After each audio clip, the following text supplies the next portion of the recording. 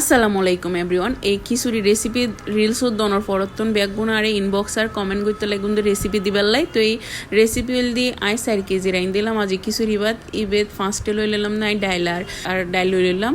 তারপর এডে আই সুন্দর করে দুই নিলাম, দুইয়ের আই এডে পেঁয়াজ কুচি, আদা বাটা, রসুন বাটা দিয়ে দিলাম। তারপর দিয়ে দিলাম কাঁচামরিচ, পেঁয়াজ, ধনিয়া পাতা।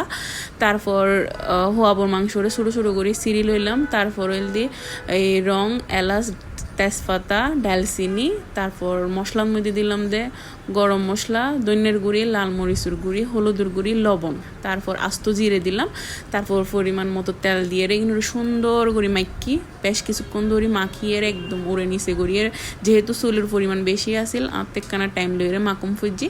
তো মাখিটাকে এড়াই অন্যমিকে আগে গরম পানি সিদ্ধ করে লাগলাম। তাই পরিমাণ মতো পানি দিয়ে দিলাম, দিয়ে এড়াই চুলোগো একদম বড় করে কিছুক্ষণ বয় লেগে।